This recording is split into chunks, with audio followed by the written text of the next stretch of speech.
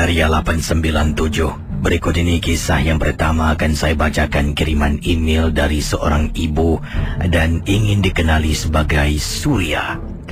Kata Surya, Assalamualaikum Casey dan juga para pendengar rancangan MJ12. Waalaikumsalam. Saya ingin berkongsi satu peristiwa, pengalaman yang tak dapat dilupakan.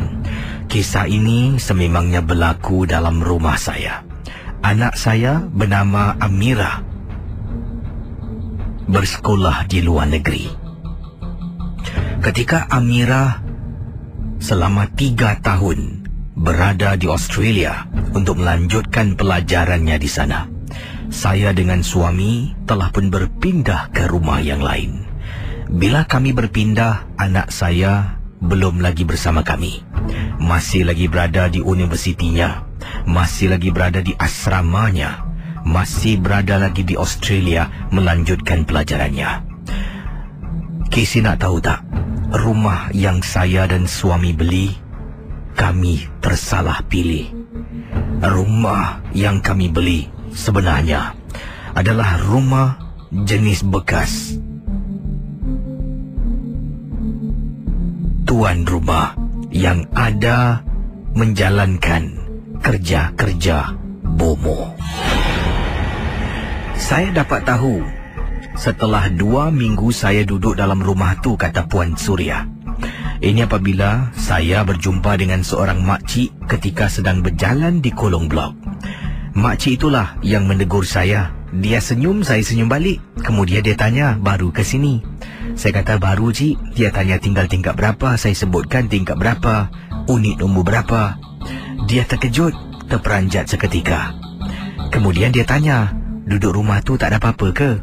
Saya pun tercengang. Casey, sememangnya dari hari pertama saya berpindah sampailah saya jumpa dengan makcik itu, memang pelbagai gangguan saya sebenarnya alami dalam rumah tersebut. Antaranya, benda ini berlaku setiap hari waktu malam, Casey. Setiap hari waktu malam selepas jam 12 tengah malam, pasti dalam rumah tu akan ternampak benda putih berbungkus berdiri dekat hujung tembok dalam rumah yang saya baru pindah. Pernah saya nampak, saya beritahu suami, Bang nampak tak bang tadi kat luar? Tadi saya nampak ada benda putih bungkus bang. Casey, maaf cakaplah, kata Puan Surya, benda yang saya nampak tu serupa macam hantu pocong. Betul Casey, memang cukup menyeramkan. Jadi berbalik pada kisah saya jumpa dengan makcik di bawah kolong blok. Makcik ni ceritakan, awak tinggal rumah tu tak ada apa-apa ke? Saya tercengang. Macam mana makcik ni tahu? Saya pun nak tahu. Saya tanya makcik tu, kenapa cik dengan rumah tu? Makcik tu kata, rumah tu dulu kalau awak nak tahu, bekas penghuni rumah tu Tok Bomo. Macam-macam orang dah datang minta tolong tahu. Seram. Kadang-kadang depan rumah dia ada perempuan berdiri. Kalau kita tak tahu, kita ingatkan tuan rumah atau anak dia. Tapi bukan.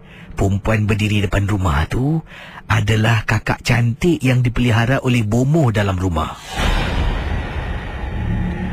Bila dengar saya terperanjat, sebab itulah perasaan saya. Pernah beberapa kali saya pulang dalam masa 2 minggu yang pertama, saya nampak ada perempuan berdiri depan rumah. Tapi saya tak tegur. Saya fikirkan rumah jiran sebelah ada orang ke, ataupun saja dia berdiri di sana. Saya buka pintu, masuk dalam rumah. Bila nak tutup pintu, tengok luar, wanita yang awal tadi saya nampak berdiri dah tak ada, Casey. Jadi itulah perkara-perkara yang menghantui saya. Dan selepas jam 12 tengah malam pasti akan ada gangguan-gangguan berikut ini. Jadi Casey, kata Kak Surya, setelah lebih kurang 2 bulan duduk dalam rumah itu yang penuh gangguan, Casey, anak saya pulang ke Singapura kerana ada cuti yang agak panjang. Dia cuti selama 2 bulan. Dia pulang ke Singapura, pulang ke rumah baru. Jadi Casey, kebetulan saya dengan suami bila dia pulang ke Singapura, memang sesuai masanya untuk saya dengan suami akan berangkat untuk menunaikan ibadah umrah pada ketika itu. Jadi kata Kak Surya kita, kata Puan Surya, saya terpaksa duduk dengan anak dan beritahu Ibu dengan abah nak pergi umrah. Ibu nak Amira duduk dengan rumah Cik Pia, iaitu makcik kakak saya. Dia tanya kenapa. Rumah ni tak sesuai lah, ada benda-benda gangguan. Kemudian dia ketawa dan senyum. Dia kata, "Bu, saya duduk dekat Australia dalam bilik sorang-sorang kalau kawan keluar malam. Tak ada apa-apalah Bu, saya dah biasa, dah berani lah Bu. Tapi ni lain, Mira. Dengarlah cakap ibu. Mira duduk rumah Mak Pia Anak saya mati-mati berdegil tak nak berpindah, nak duduk dalam rumah tu bila saya ke umrah.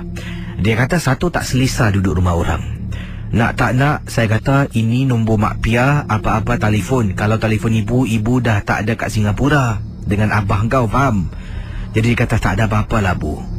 Kisi hari dia hantar saya pergi airport, saya ingatkan lagi, duduklah rumah Mak Pia, jangan duduk rumah tu.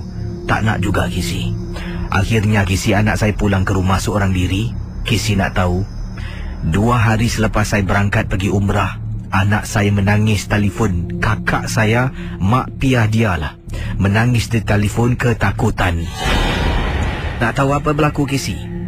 Ini yang diceritakan oleh kakak saya kepada saya bila saya sedang mengerjakan umrah.